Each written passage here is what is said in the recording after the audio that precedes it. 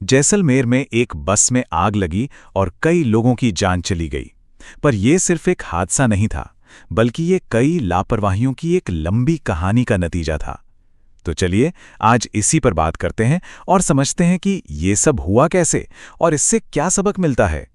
जरा सोचिए, राजस्थान का एक हाईवे है। रात का वक्त थायत गांव के पास एक बस अपनी मंजिल की तरफ जा रही है। सब कुछ बिल्कुल आम सा लग रहा है, पर किसी को भी अंदाजा नहीं था कि ये आम सी रात कुछ ही देर में एक भयानक हकीकत में बदलने वाली है। 22 ये सिर्फ एक नंबर नहीं है, ये 22 अधूरी कहानियां हैं, टूटे हुए सपने हैं और पीछे रह गए परिवारों का कभी ना खत्म होने वाला दर्द है। उस एक रात में 22 जिंदगियां हमेशा के लिए खत्म हो गईं। इससे पहले कि हम आगे बढ़ें, एक पल रुकते हैं, उन लोगों के बारे में सोचते हैं जो उस बस में थे, अपने घर जा रहे थे, अपनों से मिलने जा रहे थे, लेकिन कभी पहुंच ही नहीं पाए। तो चलिए अब इस पूरी घटना को जरा गहराई से देखते हैं।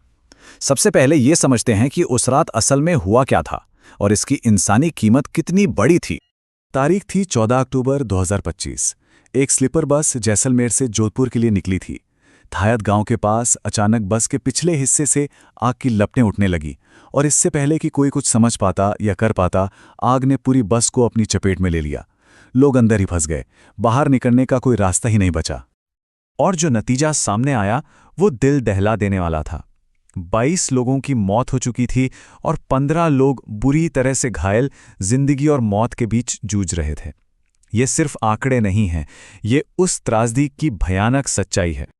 हालात इतने बुरे थे, इतने भयानक कि कई शवों की पहचान तक करना मुश्किल हो गया था। सोचिए, परिवारों को अपने लोगों की पहचान के लिए डीएनए टेस्टिंग का इंतजार करना पड़ रहा था। ये दर्द की एक और इंतहा थी।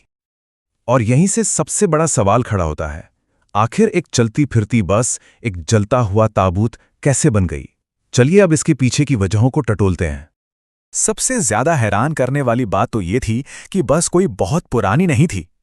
तो फिर सवाल ये था कि एक नई बस इतनी खतरनाक कैसे हो गई? जांच करने वालों के लिए भी यही सबसे बड़ा सवाल था।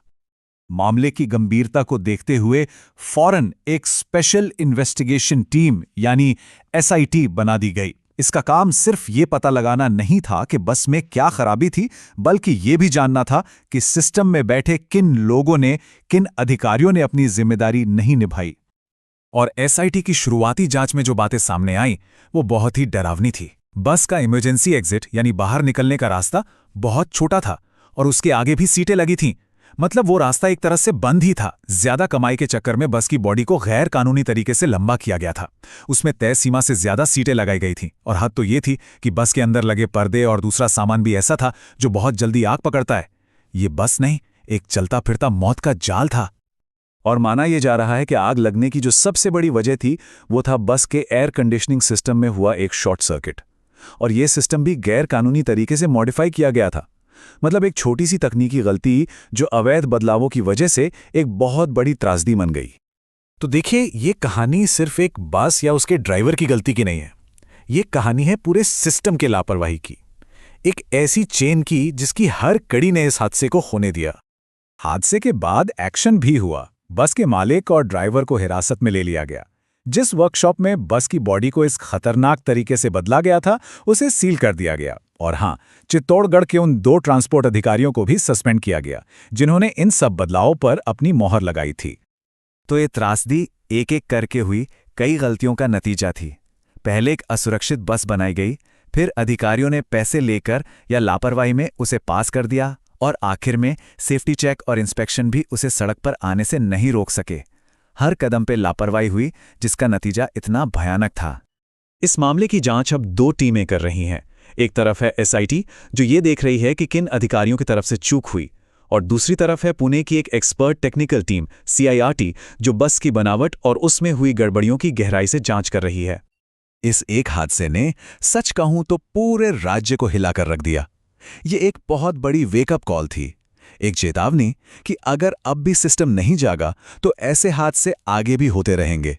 और इसके बाद जो हुआ वो भी देखने लायक था। जैसलमेर में लगी इस आग ने सोए हुए ट्रांसपोर्ट डिपार्टमेंट को जैसे जगा दिया। आनन फानन में पूरे राजस्थान में बसों की सेफ्टी जांच के लिए एक बहुत बड़ा अभियान शुरू कर दिया गया। इस अभियान के तहत 1400, जी हां 1400 से भी ज्यादा स्लीपर बसों की चेकिंग की गई। ये दिखाता है कि प्रशासन इस बार मामले को कितनी गंभीरता से ले रहा था। और जब जांच हुई तो नतीजे और भी चौंकाने वाले थे। 162 बसें इतनी ज्यादा खतरनाक हालत में मिली कि उन्हें फौरन जब्त कर लिया गया, उन्हें सड़कों से हटा दिया गया। इसका मतलब क्या है? इसका मतलब ये है कि जांच की गई हर 10 में से 1 से ज्यादा बस यात्रियों के लिए सीधा सीधा एक बड़ा खतरा थी। ये दिखाता है कि ये समस्या कितनी बड़ी और कितनी गहरी है। तो अब अभियान तो चल गया, एक्शन भी हो गया, लेकिन सबसे बड़ा सवाल तो अभी भी बाकी है। आगे क्या? भविष्य में ऐसे हादसों को रोकने के लिए क्या किया जाएगा? एक हाई लेवल कमेटी ने कुछ लंबे समय के सुधारों की सिफारिश की है, जैसे सभी पैसेंजर बसों की बहुत सख्ती से जांच हो, जो कंपनियां बस की बॉडी बनाती हैं उन पर कड़ी नजर रखी जाए, और जो सेफ्टी के नियम हैं उन्हें सख्ती से और लगातार लागू करवाया जाए। अक्सर होता यही है कि इतने बड़े हादसे होते हैं और सिस्टम जाग जाता है, बदलाव भी होते हैं, लेकिन असली सवाल ये है कि क्या ये बदलाव हमेशा के लिए होगा, या फिर हम धीरे धीरे इस दर्दनाक सबक को भूल जाएंगे और तब तक इंतजार करेंगे जब तक कोई और बड़ा हादसा हमें इसकी याद न